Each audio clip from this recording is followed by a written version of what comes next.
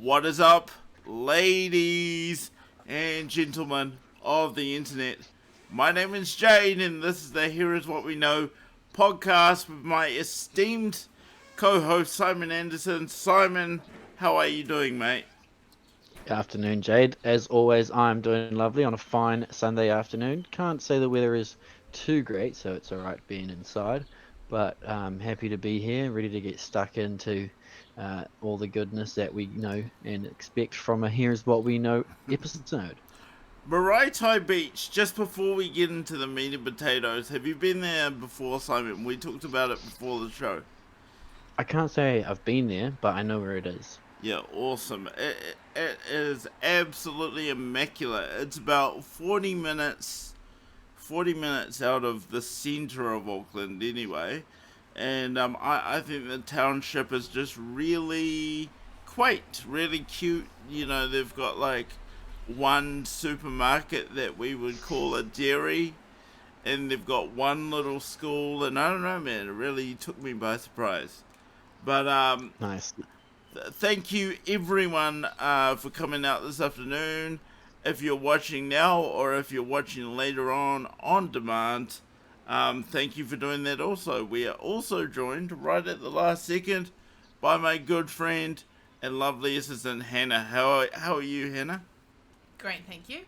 Sorry, I was just... Hello, Hannah. Hi, Simon. Sorry, I was just finishing things up in the kitchen. And then I thought I made a big mistake, so... No, solved. So if the fire alarms go off during this live presentation, ladies and gentlemen, it was Hannah's fault.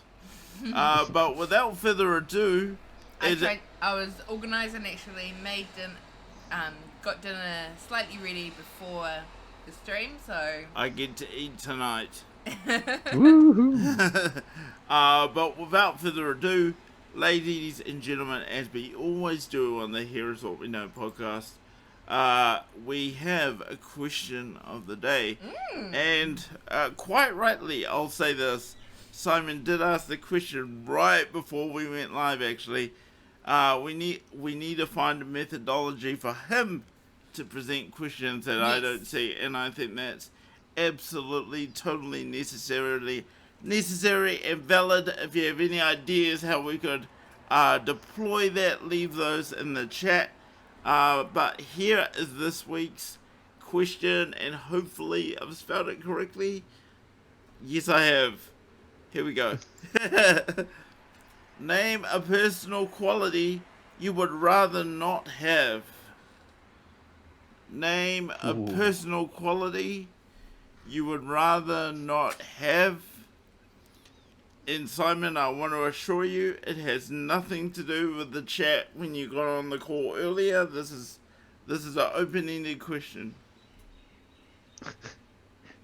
It's interesting. I like the question. For me, though, the things that are coming to mind are the stuff that help me the most, but it also gives me the most strife. Or some of the greatest qualities that I like also can cause issues. Like something I would rather not have, I guess, would be this insanely dry, almost too offensive, sarcastic sense of humor that can kind of get people really upset sometimes if I don't read the room right, or send a joke down towards the wrong person who's not receptive. But in the right places, that kind of stuff is what keeps me closest with my best friends and people that I really like so that quality I really love. But sometimes I'd rather not have it because it almost comes out without thought. It's kind of like one of those instant responses that comes subconsciously. You have to sometimes catch it before it comes out. But I guess something that a quality I could happily get rid of would be procrastination. I mean, it's such a cop-out, everybody does it, but I mean, it's a quality I would happily just throw away today. Would you say you have a bit of an issue with procrastination, Simon? I've not actually known that about you. I'm being really genuine about that. I don't know if I like to procrastinate, or I'll reframe it more positively, and I can only perform when I feel like I'm under pressure. Like if I don't feel like I'm under time pressure, I'll not respond like I guess optimal towards something. But if I know that I need to just put in a good effort to get something over the line in a short time, I can do that, and I prefer to, I guess, work in that way. Well, maybe that's what you prefer. Yeah. I mean, so you could definitely look to seek and find a positive, and you Mm. could reframe it and say maybe I don't have a job or I don't have a work style that aligns with my natural energy levels. Is all what, Uh, yeah. so I've just seen that God King Buster is in the chat, and Hi, Code King. God King, just because you arrived at a poignant time, I'm gonna throw up the question of the day again. We would love to have your response to this. Name a personal quality you would rather not have. Name a Now, person. while we wait Yeah. for God King's answer, Jade, would you like to go? Fair, Simon. So, probably the fact that I demand like order. Like if I was gonna say anything about me, I like things really structured. People that are really close to me, like super close, know that if something's not in the calendar for discussion, I don't even want to talk about that thing. Like if you haven't made a calendar appointment, I'm at the stage where I can't do it. I don't have time for you, and that's a little bit due to just the timetable load that I have at the moment. I didn't used to be that. I used to be down for really agile stand-up type conversations, but I cannot do that anymore. Yeah. So a quality I'd love to be able to do away with is my demand for order. Yeah. To find order in the chaos, maybe. To quote something that's a bit more poetic than anything I could come up with. I Yeah, can't remember who it's from, but there is some saying about finding order in chaos. but because I've had it presented to me that you know my pursuit of order is somewhat a projection of lack of confidence or something. I I can see what they're saying, so I'm always up for discussion. But at the Hmm. same time, it's about me being effective. So it gives me confidence to have order. Yeah. You know what I think, and this is just my own personal opinion that's come from my personal experience in the last few years, and just around what you kind of said about people assigning a coping mechanism or like a defense mechanism to what you consider a positive trait. People are like, oh, you just like to make sure things are in order because you're a control freak and you had a horrible childhood and you just wanted things to be okay, so you just want to make sure everything's Yeah, in control. And they put this um they put all of the emphasis on this one aspect, and what I've realized, especially or for me and what most people as well, is that that might may be a component for some people, but in most chances it's like a combination of everything. There's people, there's you've got to put in the weighting that you're a smart man who's realized that you perform more efficiently when you have a clear plan and everything's in order. um, there's less chance for things to go wrong. It's like it's every decision that people make is so complicated. There's so many variables, and we've come to this point where we're talking about therapy so much that every little behavior trait that people have is being psychoanalyzed to try and find the root cause of. And I feel like it's a trend that we're kind of losing our like the beauty of humanity by overanalyzing our behavior. Would you agree? no, I absolutely agree with that. Like if you go on TikTok, I know you and I frequent TikTok a little bit there, Simon. So if you go on TikTok, I think I've said this on the show before. You'd be completely convinced that you were a narcissist because every second video is some uh, down and out, beat up woman reflecting on her relationship with some dude and convincing herself that every man is a narcissist. Yeah, or that you should feel guilty for for stuff that happened on like the other side of the world. You should feel guilty if you don't. Like I mean, personally seen videos of me making me try to feel guilty if I don't openly have a relationship with trans women. You know, like that's the sort of TikToks you see. Like if you don't want to have a relationship with trans women, then that makes you transphobic and all this stuff. I But that's mean, there. gone are the days where you can have a personal preference about what you would like to lay down with, Simon? No, you cannot have a preference because everything that is not your preference means you're phobic. Oh my goodness. And we haven't heard from Hannah yet. So, Hannah, is there a quality that you would rather not have? Oh, I'll pop it up again in case people are filtering in. Wow, we just got a heck of a comment that we'll come to after you. It's how to describe it. Quickly, if you will. I guess perspective when it comes to friendships. I think that could be a quality that I'd definitely get rid of. When I say that, my perspective has been very much forgiveness of everybody else and not actually truly analysing what's positive and what's real and what's right for me. So Forgiveness, so are you a bit of a people pleaser? not doing what's right, but accepting people if they want to be in my life. Like people doing wrong, you mean? Yeah. Yeah. I'm with you. So I'm not actually analysing the truth of the matter and the truth of what's going around me and how it can,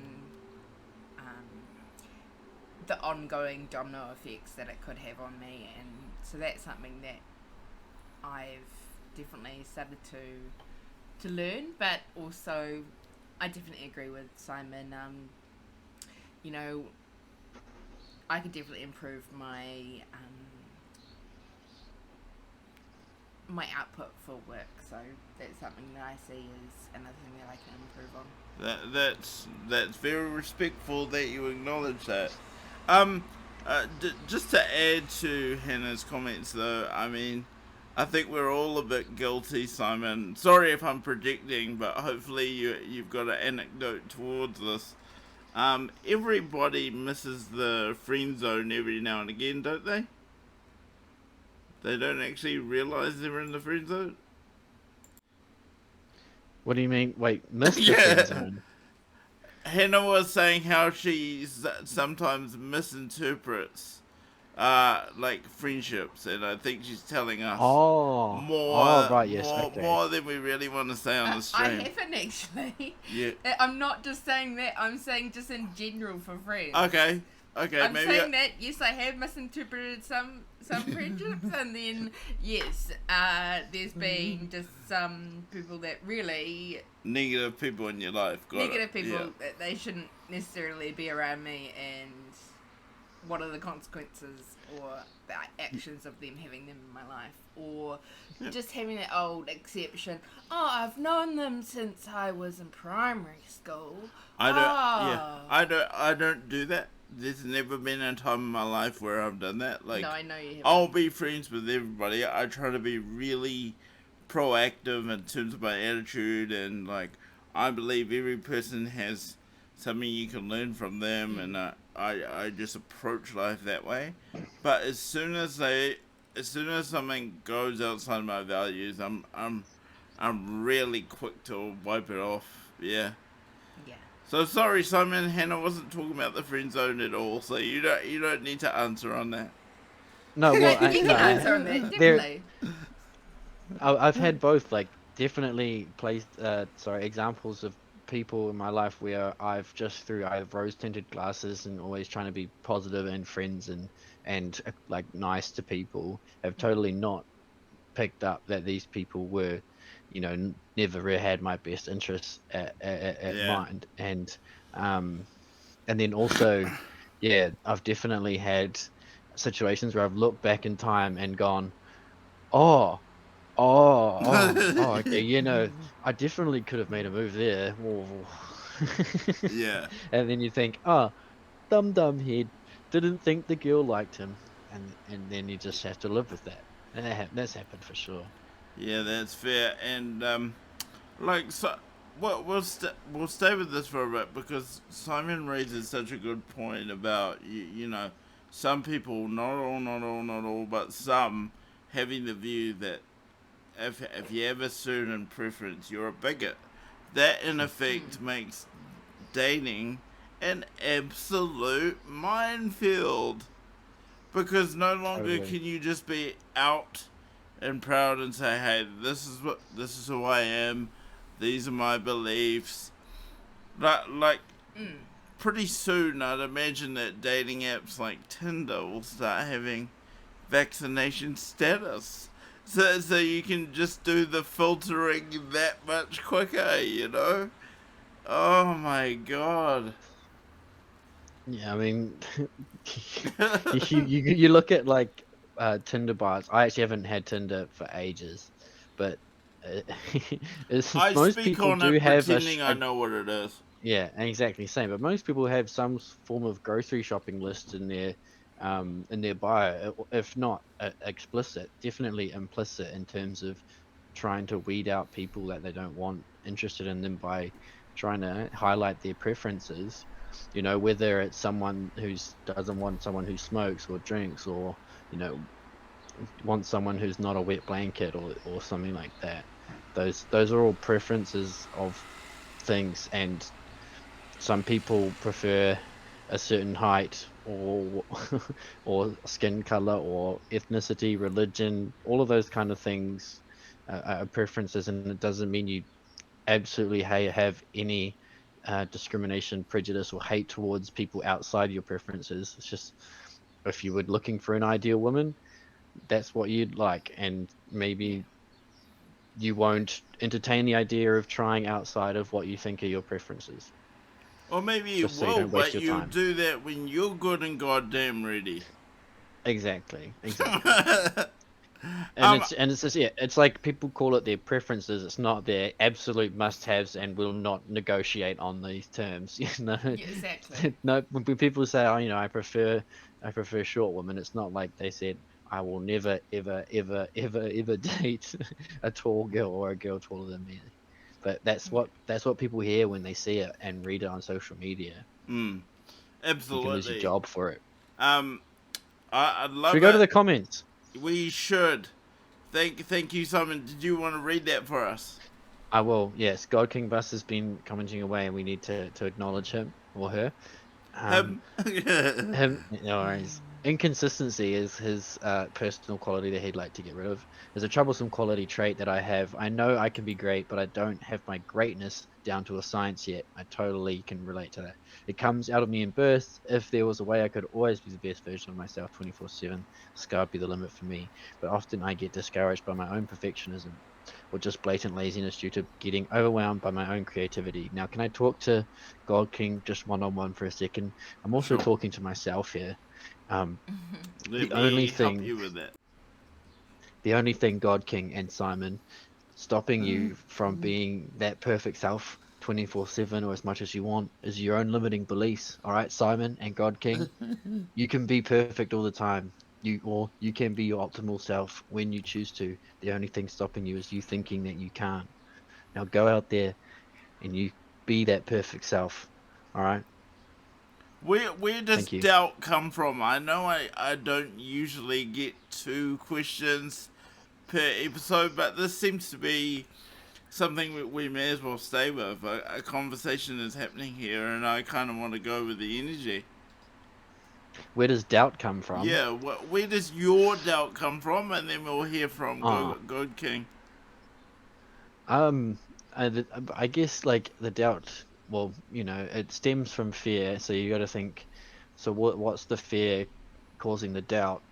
In the situation. So I guess the situation is achieving what I would dream to achieve and not giving it everything. So the fear is that I don't know what it takes to get where I need to go, and I don't know if I'm going to be able to do it. So then that fear creates doubt, and then the doubt creates behaviors that stop you from trying, to prevent you from feeling that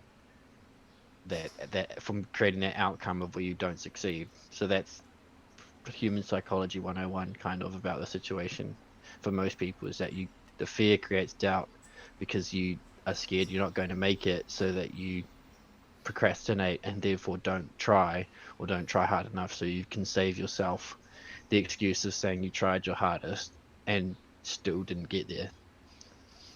Hannah, you tapped me on the leg, so you obviously want to respond. So I just want to say I completely agree with Simon. I definitely believe it's about fear, but for me it's also about fear of expectation. Expectations also, then I then end up doubting myself because of, I then question the expectations that somebody or some people then may have of me, or then may expect me to have done something a certain way, but really it's about a conversation. So that's another thing that I see that I get myself worked up with and start thinking about, well, what is their expectations, and then I just get myself in a loop and don't really progress that well. Thank you, Hannah. So, Simon, you realise the situation you presented, like, totally fair, reasonable, been there myself, all of that, and I'm sure everybody watching this show will be able to relate, but do you realise those thoughts are literally a safety mechanism? I know. They're not actually telling you the truth. I know. Yeah, I mean, that's what I was saying, like, before, when I was talking to God King and myself at the same time, because I need to reinforce the same thing inside my head because I'm in the exact same place. Yeah. The only thing that is creating that doubt and that thing to happen is the self-limiting belief. If I just believe the opposite to be true and that I can achieve it, then everything will fall into place and things just happen procedurally, in the right order, as they were supposed to. You just have to, believe 100% and have the conviction to go, just to keep going. And let me be clear, I don't want to be misleading. Like, it is possible for ideas to fail, but you're going to succeed more times than you ever would fail. That's the advice that I give the people watching at home today. Don't wait to fail. Wait to work to succeed. Yeah. Yeah. I like that. So, speaking of failures, we actually do have a mega transition into failure this afternoon. Without further ado, we're going to be entering into a conversation about Her Majesty Judith Collins. 544 days in opposition, is that right, Simon? I wouldn't be able to give you the exact number. It sounds about right. Let's call it that. Judith Collins has been known to rule by fear. She's been quite the force inside her own caucus. I'm just going to cut a long story short. She released a press release in the late hours of, I think it was either Friday or Saturday evening, something ridiculous like that. It was in relation to her colleague Simon Bridges, in relation to a sexual comment that Simon Bridges, I'm going to say his full name because I don't want to misconstrue the story with you, Simon. So, a comment that he made 5 years ago, it was of a sexual nature. I would take the view that it could have been not so appropriate for a garden party. Would it be fair to say?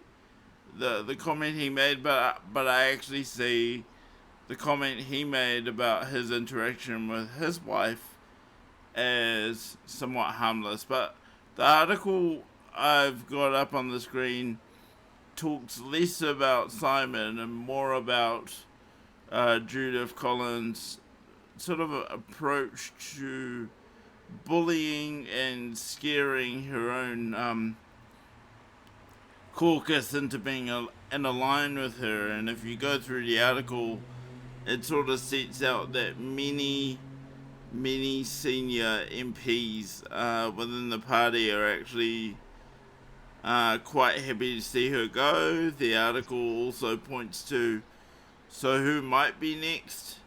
So we could be looking at rookie MP Chris Luxon, who was the former chief executive of our national carrier in New Zealand, and former police and military officer Private defense Yeah. contractor. Private defense. Yeah. He used to do private defense. I know he was a defense contractor of sorts, but I didn't realize it was private. Mark Mitchell. So these guys are in the running, but also there's murmurs that Simon Bridges might be in the running as well. So Simon, what are your reflections? I know the story is quite fresh, and we're all just getting to the grips of it, but we kind of know the gist. Well, I mean, why drag something up that was so long ago into this big of a deal? Like, what did she think she was trying to achieve by bringing something up that happened so long ago and was by most parties involved, like settled? It seemed like it had been settled before Judith said anything, and the person who told Judith about it never wanted any sort of action to be taken based on her admission of that event taking place. And then so that's total abuse and neglect of a victim's privacy, right? Like in primary, that's what she's done. She's totally violated this person's privacy by making it a national news item that she was a victim of sexual abuse, no matter the sort of severity on the scale. But it just seems so stupid and pointless and doesn't make sense at all to me. I did try to pull the press release, but actually if you go to the National Party's website, the entire press release section is down at the moment. And now that doesn't surprise me at all, because I imagine the traffic would be immense trying to get a copy of that press release. But thankfully, the morning show, the guys on 3, that they actually read out what they understood to be the comment, and I don't know. Have you heard the comment, Simon? No, I haven't. Yeah, I am gonna say it. So Simon Bridges at a garden party with several senior ministers at the time, because National were in power. Had a luncheon, and Simon Bridges was outside in this. What's her name? Sorry, I don't even. Jackie Dean or something, Right. was it? No. Yeah, and they were outside, and they were in a group, and this is my understanding. I am not calling this fact. Disclaimer right now. This is my understanding based on what they said on the morning show. But basically, Simon Bridges was discussing with colleagues that he wanted a girl. Could I just say one other thing? There was 2 other males that he was discussing this with. Yeah, not just Jackie. So he was discussing that he's got several boys and wanted a girl. and the general theme of the discussion was how to achieve that. And then, unfortunately for Simon Bridges, he said, "I wonder what would be more likely to achieve it: deep, long strokes or short, soft ones." What the fuck? Like that was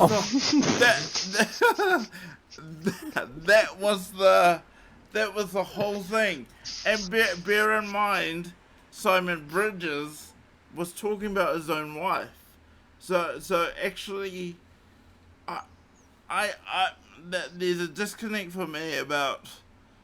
I think it's totally fine if people want to like share love making with their committed partner, as long as he assumedly had permission to do that. See, this adds weight to my tinfoil hat conspiracy that I wanted to give to you guys. Okay, go on then. Is to be like, parts of this, you could string it together to make it a little bit more orchestrated. Like, why would the National Party do this now and totally just kill all of their reputation and just start afresh now? Why would Judith Collins choose 4 weeks later, of all times, after hearing the comment, to finally come out and say something about it and cause a hullabaloo that she admitted herself knew would cost her the leadership of the party? Why would she do that if she knew that that was going to happen, unless she wanted to do that on purpose to lose it? And like, this part is secondary, what you've just said, and it would make sense that if they were really sinister, that they would make the complaint something that actually was funny to help Simon Bridges' reputation and come back, because people hear what the actual comment was and they go, "Oh, that's not that bad, right? Like, he's talking about his own wife, he's just barbecue cat, it's all good. Simon Bridges is a great guy." But, you know, why would they do it that week? Maybe Jacinda said, "Hey, Judith, I know you don't want to be the leader anymore. Why don't you just, you know, take the coward's way out now, and we'll rush through this legislation that got the Human Rights Commission and Amnesty International to have public statements saying that they questioned the sound democratic process that was followed, and saying that there wasn't any opportunity for public consultation on all of the latest COVID legislation for the traffic light system." If you were a person who liked to wear tinfoil on your head, you would think the timing of this exit from Judith was a little bit weird in terms of character assassination of herself, and also great timing for the Labour Party to have a real popular news item to kind of take away the heat from the legislation that went through without select committee and public consultation. But hold on, stay with that. Tinfoil hat off. Stay with that. Why would Judith do that for them? Because she said she didn't like being the leader of the National Party. She hated it. You know, she said she's real happy that she's finally not the leader. I mean, she knew she was never going to win. She like, maybe she just thought there's no point, or maybe she got the tap. No, you know, no. Hold on. Isn't that something you say as a artful sort of public-facing person to save your dignity? Don't you immediately switch to, "Oh, I never wanted the job anyway"? Just so you save a bit of yourself? Do you actually believe that's what she thinks? I don't know. It's an alternative theory that you could entertain to maybe be true. But I mean, yeah, who knows what compelled her to do that? You know, like, there's no way she thought that was going to be good for her public image, doing that. She did it regardless, right? Like, whether she was told to do that or not, she still did it. Well, aside from all that, I can confirm that short, soft strokes produce girls. I'm sure that's a scientific sample size, right? So what I was I had to do that. I was waiting to do that. What I had to say was, why would Judith do that now is actually being the leader of her party may not have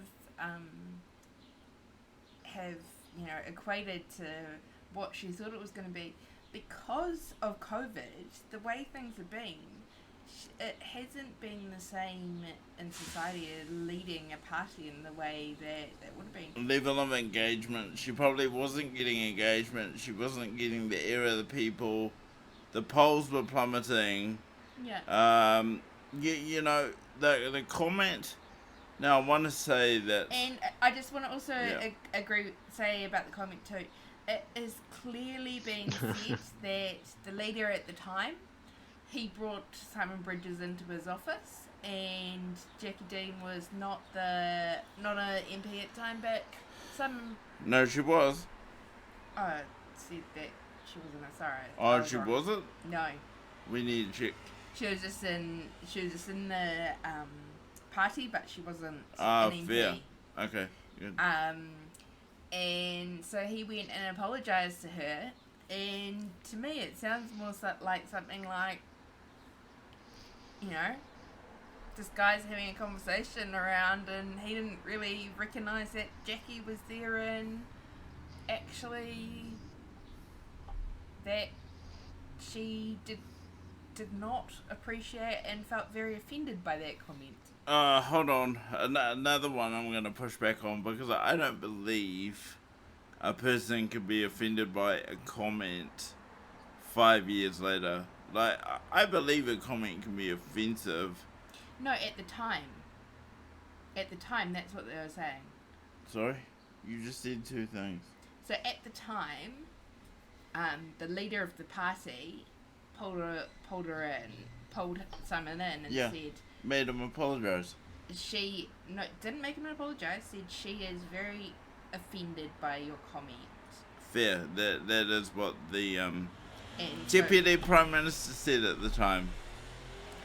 And then they apologised, and yes, you're right. Right now, can you really be offended? I thought it was done and dusted. He apologised to the leader of the party. He apologised to Jackie.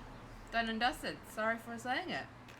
Simon, if you could think of the worst comment anybody's ever said to you, like let's say it's really bad, and let's say we accept that. I've got a few. Yep. Let's say it needs to be apologized for. Like it's not just a passing comment for snowflakes. Like it's really bad. Would you still be going on about it 5 years later? No.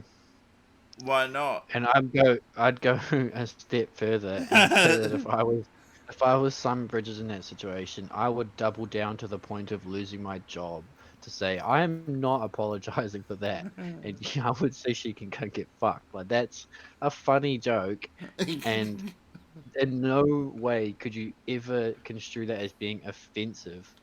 Like, it's not. What part of human society does that target and cause undue harm? Yeah, I mean, he was talking about his stroke game with his committed wife, so it's like... Exactly. Fair enough. He's talking about the strength of the stroke to depict the gender, which is clearly unscientific, and even if it was, who are you going to offend? Like, just because you're a woman and you heard a man talking about sex around you, that means that he's caused offense and stuff. You've suffered abuse. We do need to go to the comments. So yes, Anarchist Healing, thank you for being here this afternoon. So Anarchist starts his comments off by saying, maybe Judith Collins is New Zealand's version of our current president. Yeah. No. She's got a little more brain cells than old Biden. He's so senile. Nobody is like that. But Joe Biden doesn't even know where he is. No. Yeah, and he's loving that joke. Good to see you here, Anarchist. I would say remove the salt from her never region. Wow. I think it's a comment about the dryness. Yeah. Yeah. For anyone who's been on All right. up. I'm wondering who wants to go next. Simon, are you good to go? And just so Yeah. all right. We might go to Simon's story next. Before we do that, more about she's being salty about. Okay. Oh. Yeah, the articles are in the Discord, Mm. and because if you wanna check them out, by the way. Is it the Wikipedia article there, Simon, or the Bob? Oh, you can just go straight to the Twitter because it's got both. Your Cool. camera's gone all glitchy, eh? I'm sorry to hear that. Oh yeah, our literal camera. Yeah, you It's guys are like it's always buzzing doing about. that at the moment. Hold on, I'll give you your view here, and then I'll try to fix that. No worries. Oh, not that one. Sorry, there's one above. There was one before that. Sorry, I'll need to go look for that then. That's all right. Which one was that, Simon? Is that in Discord? Yeah, it is. It's by Jack Poso Beach. It's got the. Oh, It's a sorry. Twitter Yes, I post. did miss it.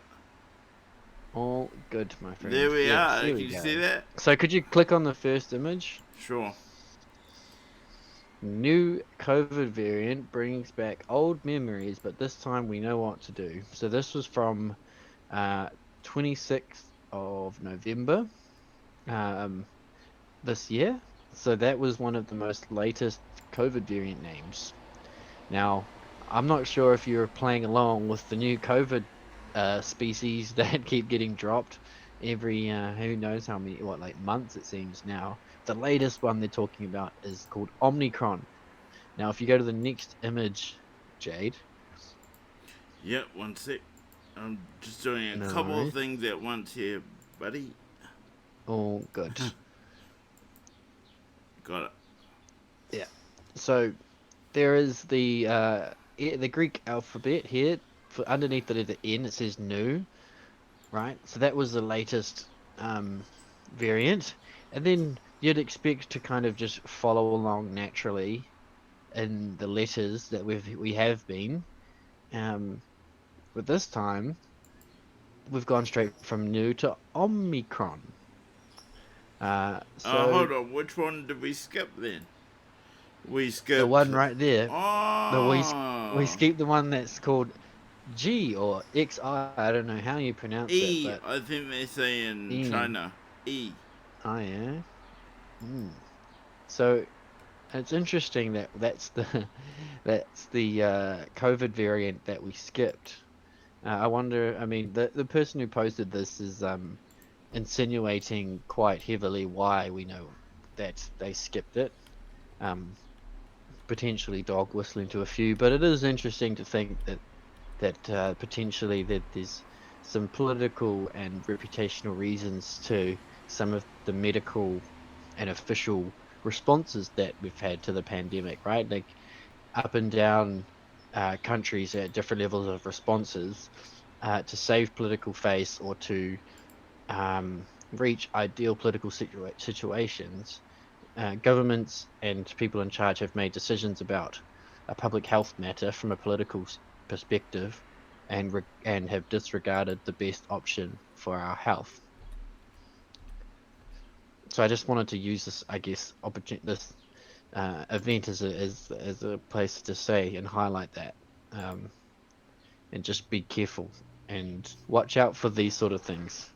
When new information is released or new rules are set, always think about whether it's the best response for us from a public health perspective. Is this going to reach the ideal outcome from a society in terms of keeping us healthy and operating efficiently?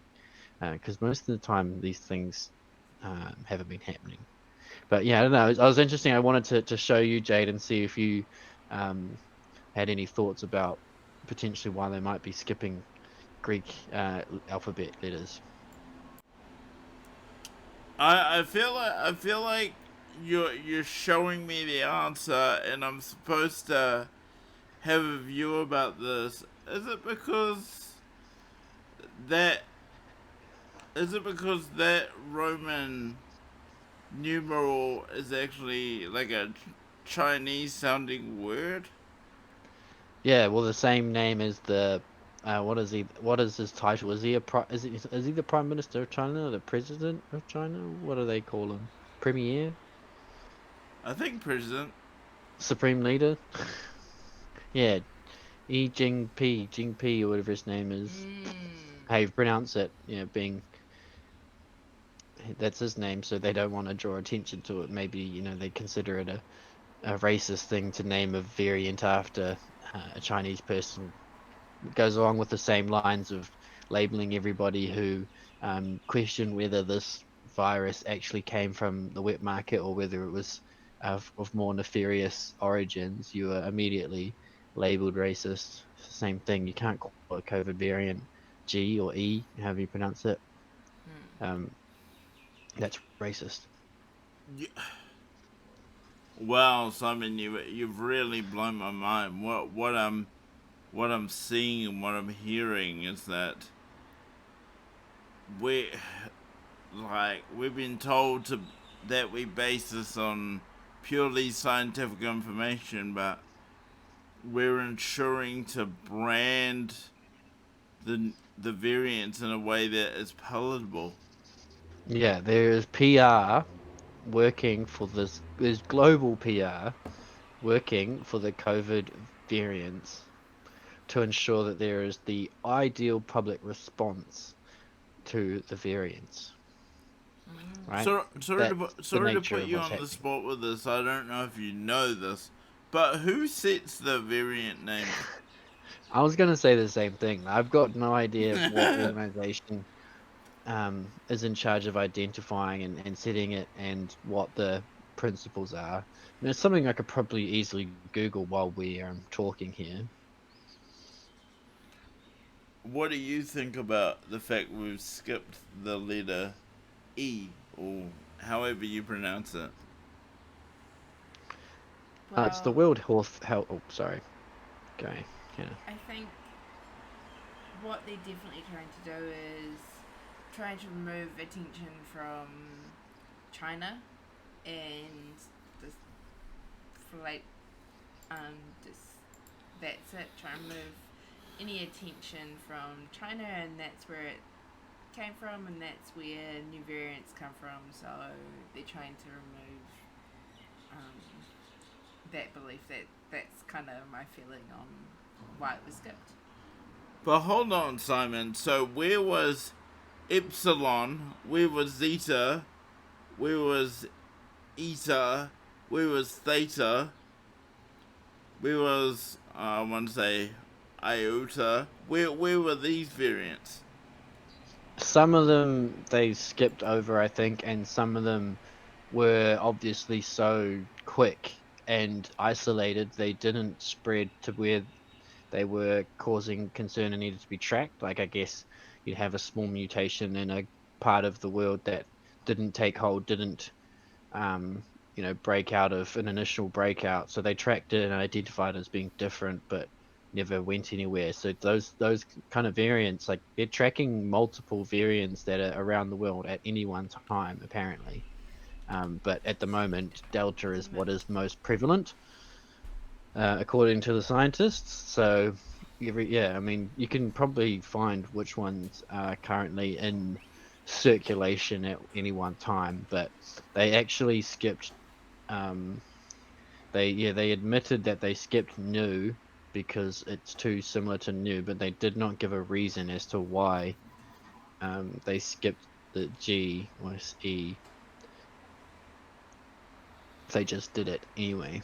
So you've actually blown my mind here, though. So you've just said that new variants sometimes go unreported because their variant may be not as strong and or not as a concern as others. You would have people around the world believing that we're going to hear about every variant. No, like they reported obviously, but not widely reported. Somebody at some point says, "Hey, there is this variant here," but just because apparently it's perceived as not of needing concern. Like, it's the same thing with choosing the variant names. They choose how well they report on the said variant to ensure that they don't cause too much panic, right? They want to cause just enough fear so that people go out and get vaccinated like they want, but they don't want such fear that everybody, loses the social cohesion that we have. So they make a decision where they go, okay, well, what's this? So would say, for example, Nigeria or whatever has now reports an outbreak of a random variant that came through because of tourists into the area or something. World Health Organization gets notified that there's a variant and an active outbreak of that variant and the sort of spread that has, and they decide whether they need to communicate that out to every other country and say, this is part of your new public health guidance. You need to be on the watch for this new variant, and these are the additional health measures that you need to put in place. Right, that's what happened with Delta. They were like, we've tracked Delta. It's extremely transmissible and highly deadly or whatever they said. So you need to do these extra things because of it. It'd be the same thing with every time there's a new variant. They go through the same process, and if it doesn't reach their threshold of needing communication based on the public good, they just bury it. I don't even know what to do with information like that. You seem really comfortable not having that information. You, at some level, they probably are making sound-ish decisions and saying, okay, yeah, like they probably aren't a high likelihood of transmitting out of those regions. Like if New Zealand can ease our restrictions in areas while we're still experiencing case number increases, then there's probably a likelihood that a new variant could have an outbreak established in a town somewhere and it not be a huge issue for concern. Case. Can I just add to that too, Simon? Well, kind of a question. Is it not so much that they've just skipped over a variant, but the fact that another variant has been developed in another country, and then that has actually been something more palatable that has actually spread further, so that is how we know about it. Like, we know about Delta, but maybe other countries knew about earlier variants because they were then came to those countries, but it didn't spread further than. Yeah, I think I know what you're saying. So are we saying that Z has never been recorded on any variant, not just a widely reported one? Say again, sorry? So I think what Hannah's saying is, do we know that Z wasn't reported at all? Or E, forgive me, yeah.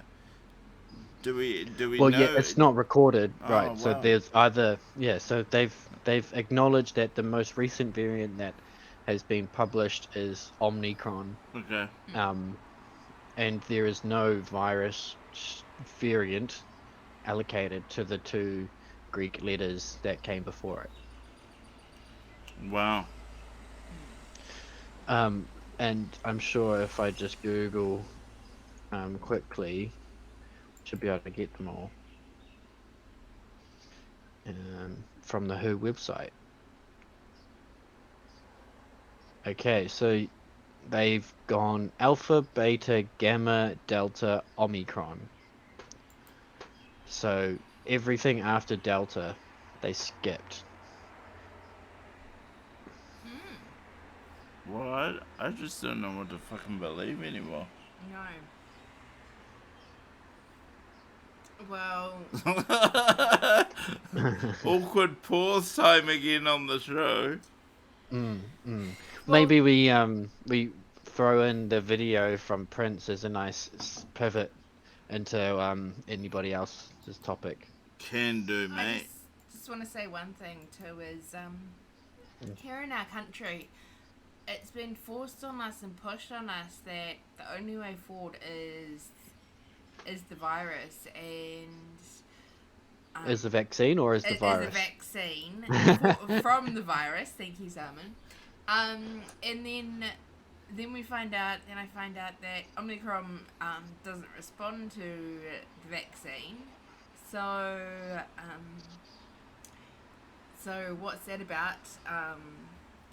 Oh, you'll need another one and another one. You'll be Another one and another one and another one and another one, and then I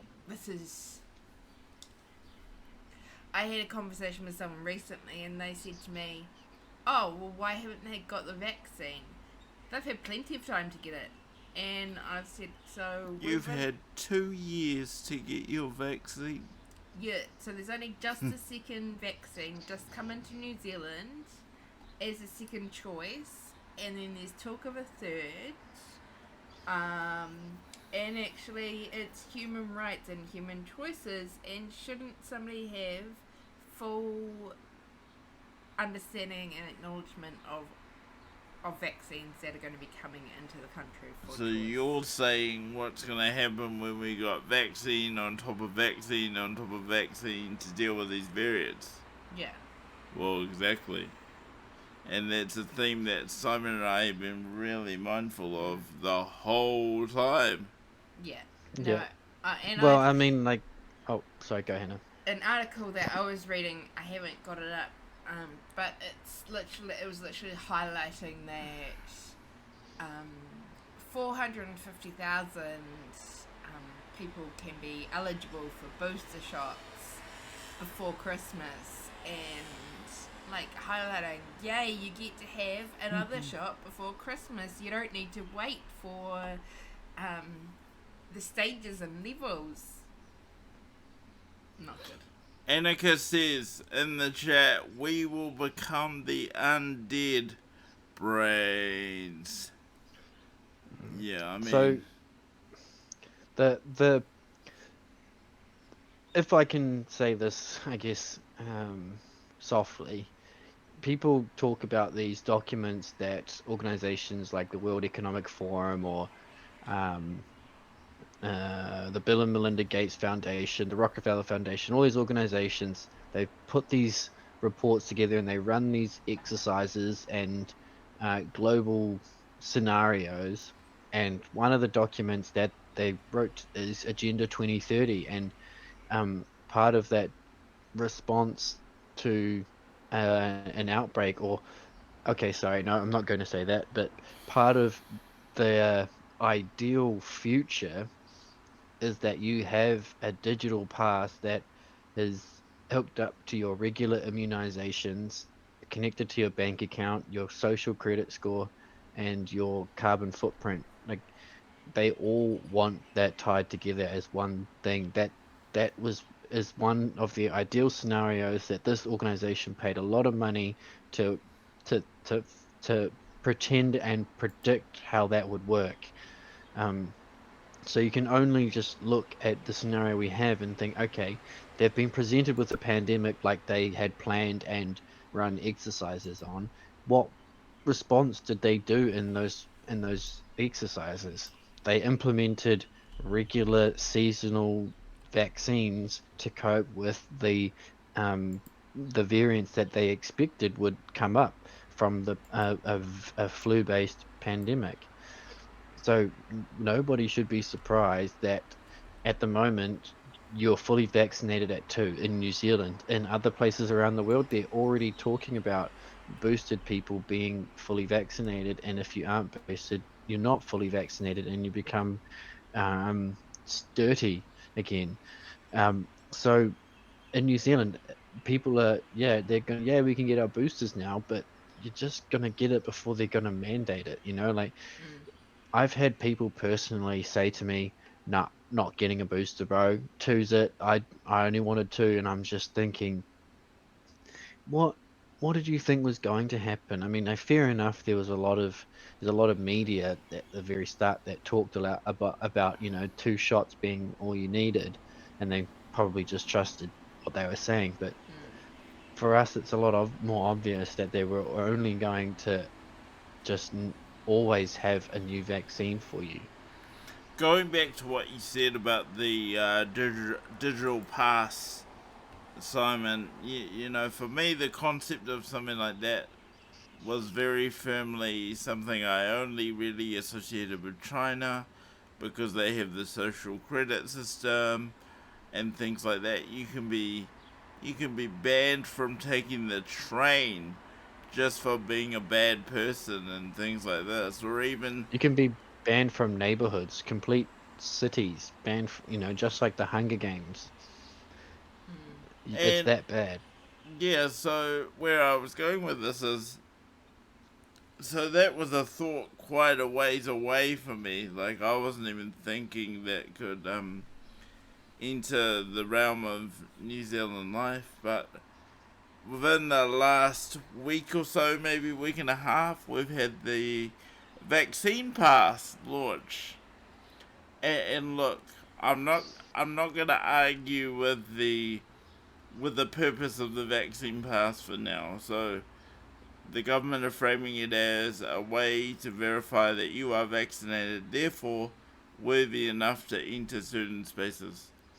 I maintain that if you don't have COVID, you can't transmit it, and you're not a danger to anybody. That's a dialogue that seems to be way gone by the wayside, Simon. Yeah, yeah, yeah. No, personally, there's some events coming up that my attendance is either shaky or confirmed not welcome at. Um, just based on vaccination status alone, not COVID status. Not whether you're positive with COVID, just whether you're positive with the vaccine or not. Because people have this assumption that they've been given to them by the media that if you are unvaccinated, you have COVID. And the biggest thing for me that I find people are being told that it will reduce your symptoms, and so is it harder for people to tell if they actually have COVID in the first place? So that's when they can transmit it the most. Isn't it for us who aren't vaccinated? Wouldn't we know straight away if we're sick and then decide to just isolate straight away? That is a mind-blowing point, Hannah. And I'm happy to get tested before events. I'm happy to provide that, but I'm not happy to provide a vaccination pass to get a everybody. haircut. No. Do you know I can't even get a haircut, Simon, because I refuse. Yeah. Because I refuse to link my health data with my government ID. So the thing I was going to say was, real fast, I want to hear from Simon though. Real fast, I just really want to say this. Only a few months ago, we had the Director General of Health actually telling us when Auckland gets to 90%, there'll be no difference with the vaccinated and unvaccinated. We'll take down the restrictions.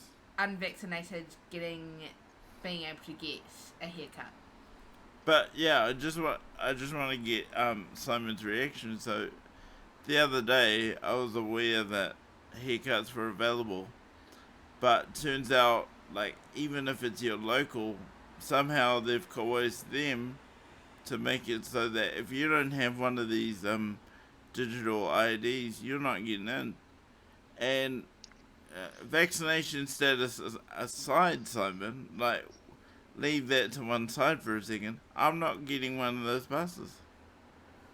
I don't believe that's legal because when the legislation hasn't come into force, right? Traffic light system doesn't come into effect until December. Yeah, they're talking about it being a trial phase with hairdressers, but I don't think they put that into law that that we're going to have a trial phase beforehand and with only hairdressers, and you have to have a vaccine pass for to be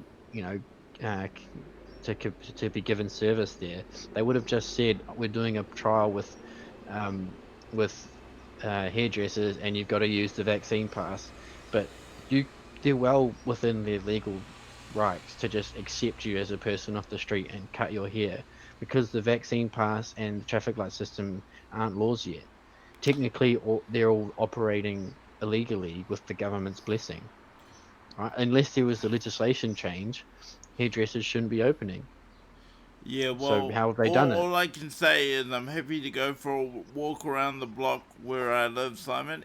Every one of them say no vaccine pass, no entry, no exceptions. And, like, I know that it seems cliche to link this with apartheid laws, but mate, when I saw that on the windows of the 4 that I visited, I'm including the one in Newland where we drove out Oh, there. so it's 5 then. Okay, yep.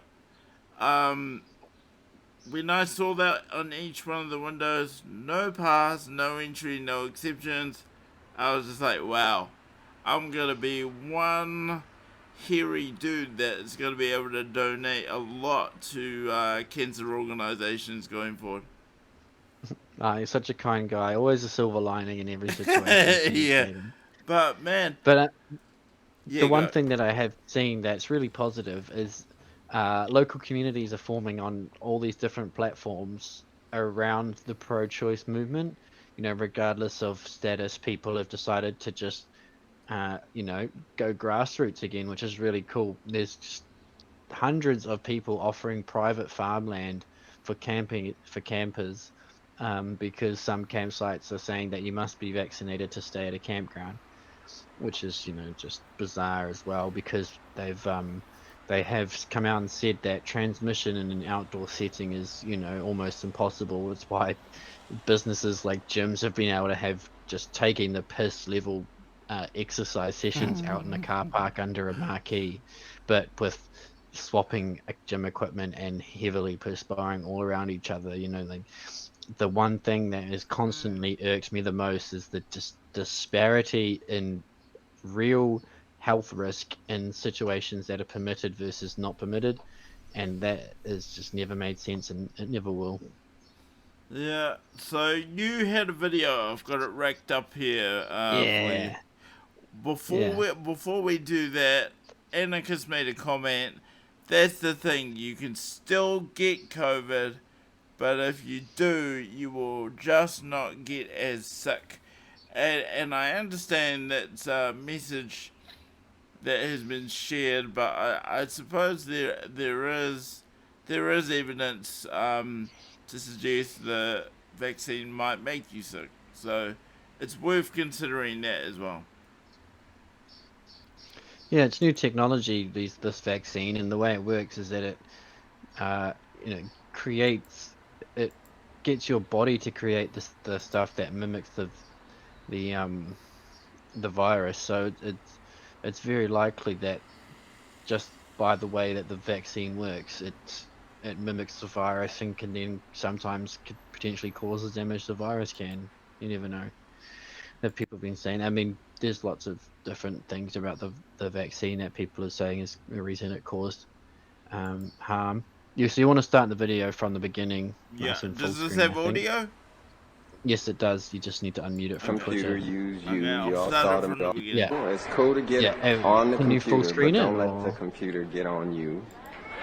It's cool. It's cool to use. It's cool to get on the computer, but don't let the computer get on you. It's cool. It's cool to use the computer. Don't let the computer use you. You all saw the Matrix.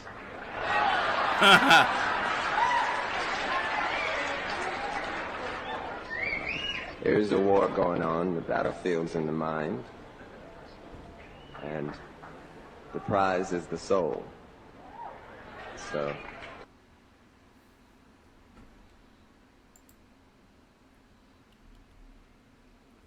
The prize So, yeah.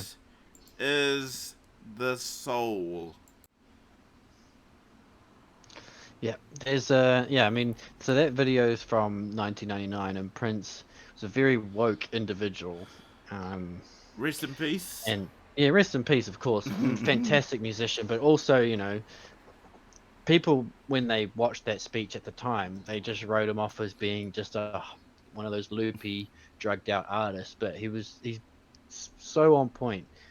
There's this there's this really popular book called Silent Weapons for Quiet Wars, and it's all about the psychological tools that governments and evil forces will use to manipulate societies and countries and governments to win wars that don't require the bloodshed of physical wars like the First and Second World War.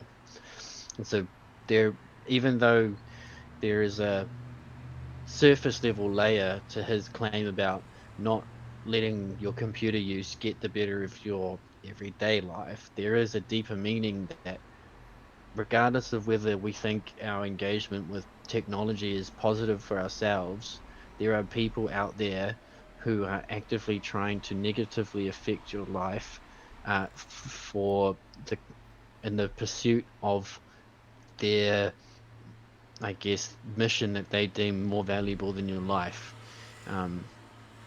Like the businesses that own all the porn websites, they're there to cause harm and make money. There's yeah, I mean, without getting too deep into it, I guess I just would like to use that as a bit of a moment for people to just make sure they're aware of the stuff that they're engaging with, because it may seem like it's designed at your best interest, but it's actually got a more nefarious purpose. Counterfactual to that, Simon. Do you think that that's why we seeing such an explosion of the blockchain? Now, I'm not talking about cryptocurrency. I'm talking Yeah, about just the technology, I'm talking about right? Web3 Yeah. in general. So do you think Mm. Web3 is helping to establish more independence on the web? Totally. You can see more and more supply chains and business models being formed along blockchains, and that you can see that allows people to conduct business, in a much more secure way. And I think that's really awesome that people are being able to use the principles, I guess, really of blockchain to to remove centralized power and third party influence. Mm. I don't know if people know, this is quite an aside, but Odyssey, the video platform we use here for the show, is actually based on blockchain technology, and it allows more fulsome conversations that wouldn't necessarily be allowed on the likes of YouTube or Vimeo, for example, to be available. So I celebrate platforms like Odyssey, and we're really stoked to be associated, actually, and for the fact that you can actually earn cryptocurrency, albeit very minute amounts of actual dollar value. It's still very exciting to be a part of a project like that. Yeah, no, I mean, we kind of inadvertently were using Odyssey without talking about it to each other, and then I ended up sharing a video to you, and you had already been well acquainted with it, which is quite funny. Yeah. But I mean, yeah, there's applications like that, which is in a direct response from centralized power and censorship and um, manipulation and collusion and corruption. So you create a blockchain that prevents that stuff from happening. Just going back to the comments, Annika says, more meaning they have cases of people who have been vaccinated and who have gotten it afterwards. Exactly. In my view, vaccinated people pose just the same risk. And Yeah, and I think we're getting close to being denied medical procedures, right? Have you seen the latest notices coming out from the Ministry of Health about how professionals can manage treatment with unvaccinated people and their options around assessing risk and whether it's safe enough to treat unvaccinated people and giving medical places like that power? I did see that, but I thought the upshot of it was also that they were not allowed to restrict their access to medical Oh, attention.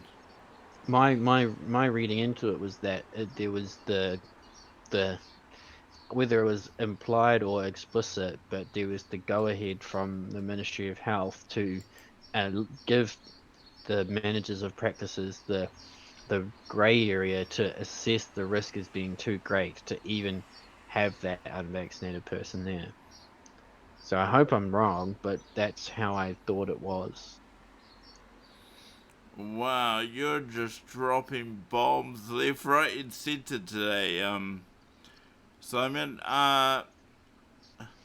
It's more the fact that we have lesser chance we can carry it on us without knowing. I am vaccinated, by the way, Anarchist. We're all good with you, man. We don't have a problem with vaccinated people at all. Like, we would treat you no differently. That this is not actually about opposition, in my view anyway, and I'm sure Simon is very much the same. We could not be bothered what your status is, and that's the point. We want everyone to be treated equally. People don't have choice. I mean, Yeah. because we are vaccinated, this is Anarchist again, we can carry it on us without us knowing. Yep, absolutely. We've spoken to that today already. And can pass it along. Absolutely, you can. Yeah, So, see, this gets into the area of conversation that was massive for a while and caused a lot of panic. Maybe even it was before Delta was a thing. But remember this whole topic of asymptomatic transmission? Do you hear people talking about that anymore? no. There was a massive thing a while ago. It was people with COVID can be asymptomatic and transmit it. It was the first time ever before, like a virus, you could not know you had and still give it to other people. And I don't think we've actually gotten to a point where people have accepted either way, whether that's actually true or not. I don't know, unless you've got other knowledge, but it just seems to be something that they've kind of left to the wayside and talk about. Because if we've got high vaccination rates and asymptomatic transmission isn't a threat, then restricting people's access because of vaccination status makes no sense when the risk of an unvaccinated person transmitting COVID when they don't express any symptoms is what I think to be is quite low. I think what I'd be saying, Simon, what I've really noticed is the conversation has moved from uh, a conversation genuinely about health and how to be mindful of COVID itself, that boiled down to unvaccinated bad, vaccinated good. It's just so simple, isn't it? That's what I'm really saying, because I've said, and I've told you this, so I'll say this, like, I'll keep it real high level because I don't want to dox, but there was an organization that I was with, and for some reason, beknown to me, that they wanted me to be vaccinated to continue supplying advice to them. I said I wasn't going to do that because I wasn't convinced that I was anywhere near being the type of person that needed to Required vaccinate. it. Yeah, Yeah. and I said, look, I'll get regular testing. I'll get a test every 3 days if you want, and because that's the maximum amount of time you can get the test in New Zealand.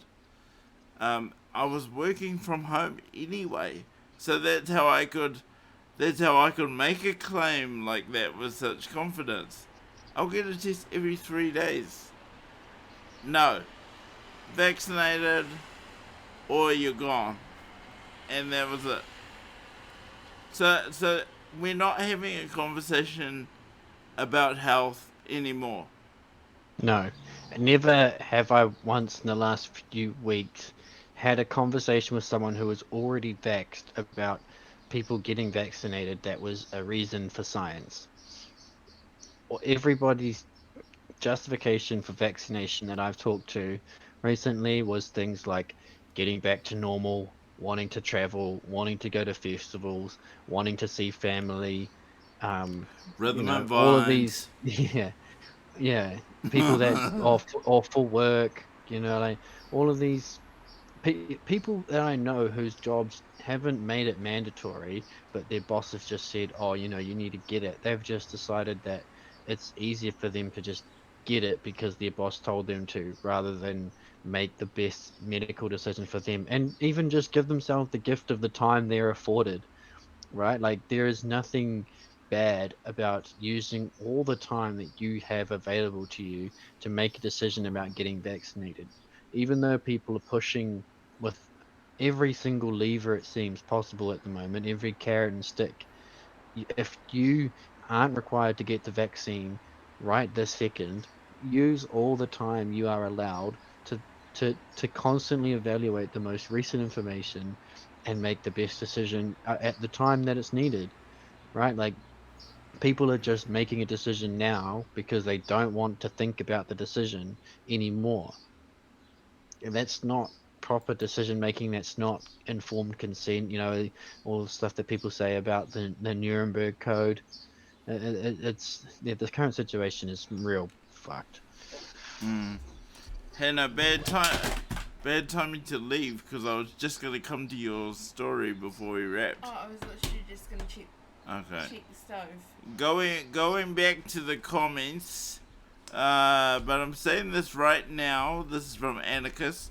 The way the world is going because of COVID, political fighting, and the overall way people are thinking, the world is headed straight for disaster and massive proportions.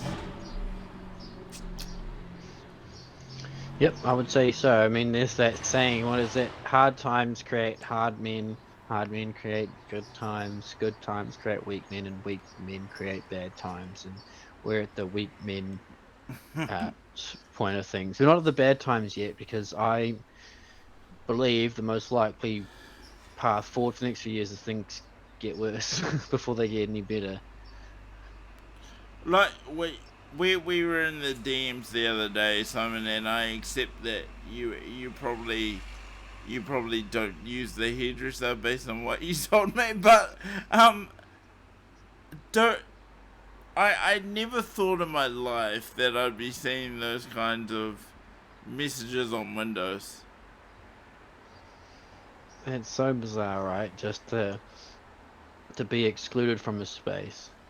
I mean, I just can't get involved in this discussion without going straight to the point of it makes no sense risk-wise, right? We just spent ages talking about it. It's not a sound medical decision. I But literally you see don't it have everywhere. COVID. I literally I know. don't have it, and I don't have it, bro. I would test before the haircut. Like, I would do that. Like, even as annoying and extreme as an idea like that is. I'll just wait for the biker gang going past my house. I would do that, but I'm not gonna give you a digital pass. I'm not gonna do it. It's such a low trust operation, like of our society and community. It's so low trust. It just assumes that everybody is infectious and uncooperative, and is going to be just out there all over the place spreading it and being out in public as soon as they got symptoms and all this kind of stuff. It just, there's no public trust. And I get it, because most of the community are idiots, but there's no trust in the model. It's just all, you need to act like little kids and be shut in and given medicine, do what you're told. Well, that's not what I'm gonna be doing. I'm certainly not just gonna be doing what I'm told, and I stand with people that are pro-choice. That includes vaccinated people that are continuing to think more about this. I discriminate against no one. And so what I was going to say too about pro-choice, even if you have got the vaccination, if you got the vaccination, I saw an article earlier today that actually was highlighting that if you don't have access to a digital way of presenting your passport, your pass, pharmacies, or what people also know as chemists, are able to print you off a digital official pass. Yeah, no, that's not the point though. No, it's not the point, but I'm saying, so what they're trying to do is they're trying to put everyone in pressure on the pass, make sure you have to have a pass and have to present it, and they're now saying that there is a way to formally actually produce this, get this printed off and get an official one, in case you don't happen to have a phone that can print. I see what you're saying, but it still starts with getting the pass in the first place, and then they print you a barcode. It's wrong. I'm just not getting the pass. But in the spirit of desensitizing human beings' brains away from bad news, Hannah, you've got a bit of marshmallow news that we're going to end with. Is that right? Yeah. All right. I think Simon and I could use the serotonin to be fair. So what do you got for us today? Julianne Genter is an MP, and they're making a big deal out of it that she cycled to the hospital while in labour. She did that already, didn't they? I thought they've already done this.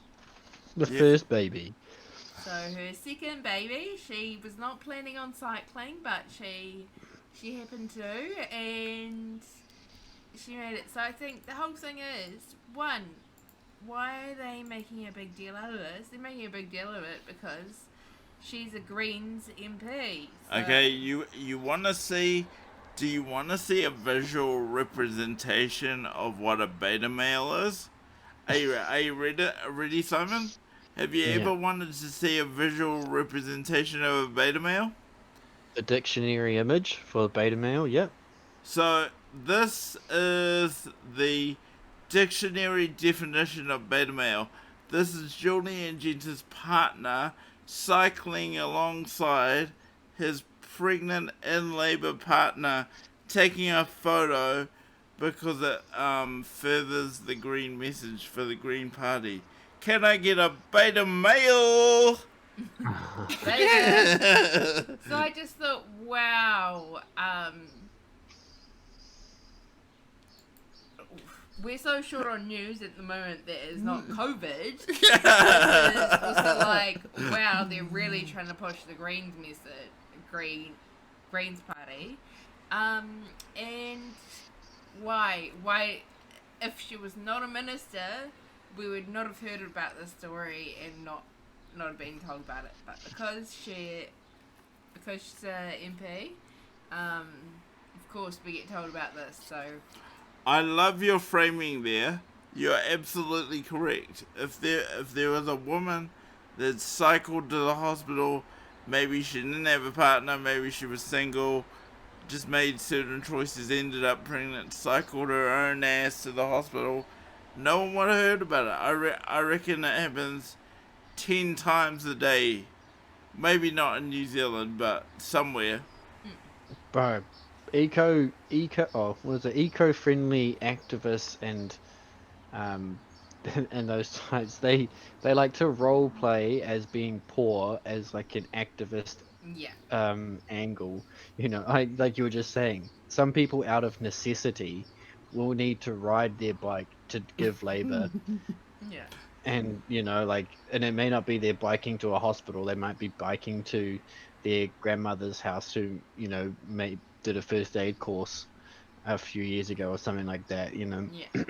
The choice to ride your bike to the hospital is such a privileged one, and they just think it's the the best thing ever, you know, like everybody should be doing it, they should normalize it. If my wife was in labor, she'd either be getting like helicoptered in, you know, in a 14 karat gold fucking helicopter on a big 9 goose down pillows, like, Now I want to you know, see a all the pay way. stub, Simon. Now you've got me wondering. Yeah. Yeah. No, my wife would have not a care in the world on the way to deliver my baby. Not Yeah. like having to worry about getting knocked over by traffic, or, you know, whether you're gonna piss all over your bike seat before you get to the hospital. It's not something to celebrate, I don't think. And they've No. already done it. They did it. They did it as an obvious marketing ploy. The first child, because she wasn't in labor, she biked there for her scheduled like appointment to go to hospital to give birth. And this time they were saying, I haven't read the article, but it sounds like they were saying it was a bit more impromptu, but they've already done it before.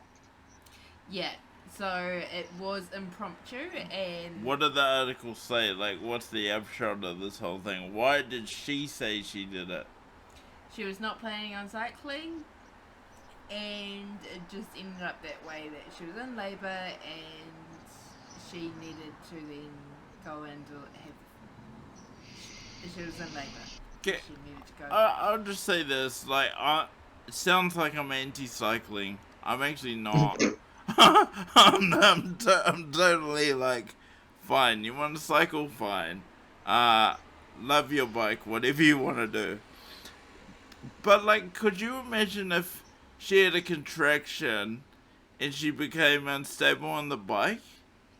That's what. I know, just one contraction away from falling over. Yeah, that's exactly what I thought. When I read it, I thought, wow, you're really playing up because of the party you're in. You're really playing up. And why? What's the point? And we would never have heard about this. If you had a contraction, wow, you could easily have fallen off.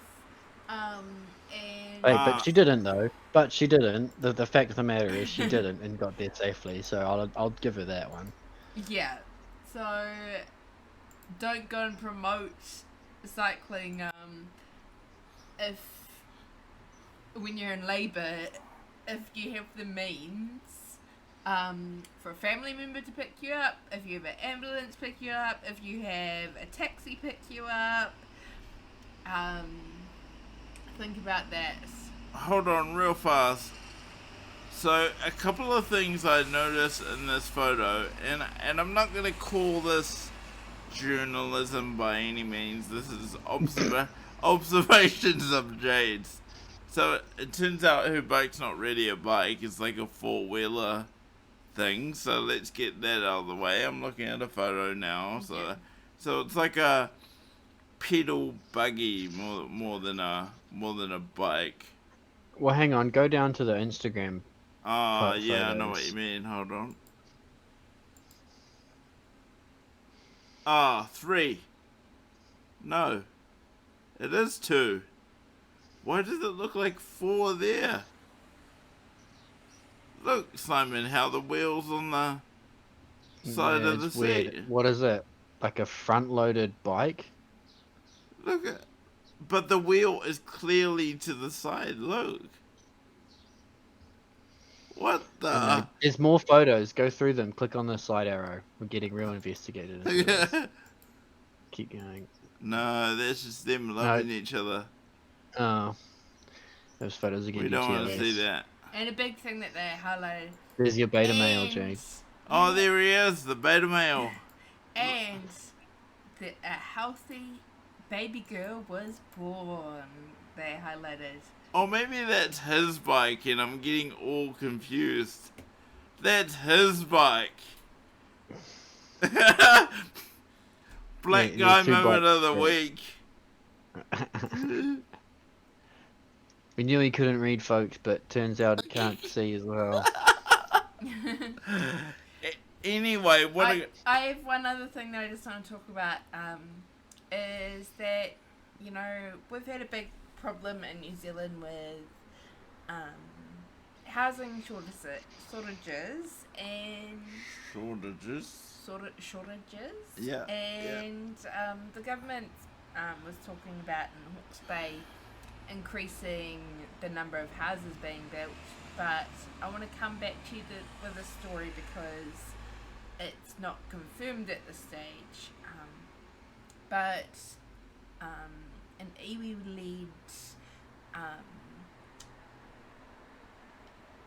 an iwi-led project is looking at going forward and basically building the number of houses that is required all at once, whereas the government would take several years. So it's just gone to the panel right now, and I'm really excited that it said iwi-led. So you're signaling a story for next week. We've never been able to do that before. Yeah, so it'll be exciting to see what the outcome is, and because it was talking about the government, how they were able to build like 200 houses over 4 years, whereas this is talking about 600 in a year and a half. Fantastic, Hannah.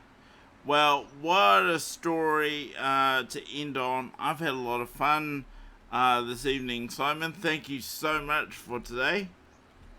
Thank you for having me as always. It was a lot of good intellectual discussion and some brain dead moments in there as well. So something for everybody. And I thought now would be a super good time to move into the final thoughts. I thought I might give Hannah the first go at final thoughts this evening. It's been really interesting show and great interaction from everybody, and mind-blowing what you had to say about the new variant, Simon. So thank you. Yeah, like, I don't know, Simon always brings it, eh? He's really taught me a few things over the course of this year. Final thoughts for me, politics at the end of the day is about the public. You see these 160 people or however many there are in Parliament right now, and you think they're in charge. Actually, you're in charge. And the reasons why these crazy things start happening, like snap resignations and all drama coming out all of a sudden, comments about strokes from 5 years ago being a problem, is because that they're just not winning the hearts and minds of the public. So just remember that when you're thinking about politics. This isn't something to follow. This is something for you to actually be contributing to. So those would be my final thoughts for today. Simon? I want to just continue on from your final thoughts, I think. Just listening to what you were saying in terms of politics and thinking that the people in the Parliament, or whatever the House of Parliament's called in your country, are in charge, and that you just at the will of what they decide is what's best for you. It is an active, engaging part of society, and we all need to engage with it. And it's the same problem that's happening in this pandemic response as well. It's this forfeiting of our own personal understanding of a situation. We've all been told that we can just follow the experts, trust the science, do what the people in charge tell us to do. People are just forfeiting over their involvement in this response, in this pandemic response, right? They always call it a pandemic response. Well, we can respond to it how we like. If we don't like how the government are responding to the pandemic, we can respond differently. They can't do anything about that, right? Like, they can make up laws and they can threaten fines and things like that. But if the will of the people does not agree with the law of the land, the will of the people is going to win every time. Absolutely agree with that. Powerful message, and we want to thank each and every one of you for listening to the show, whether you've been watching live or you view later on YouTube and Odyssey, or even, as you can still do, some people forget about this, but you can actually download us as a podcast everywhere good podcasts are. But for now, thanks for being a part of the channel. Thanks for being a part of the journey. Please stay awesome, and I might give this one to Hannah. And we'll see you guys in the next one. Boom. Peace out.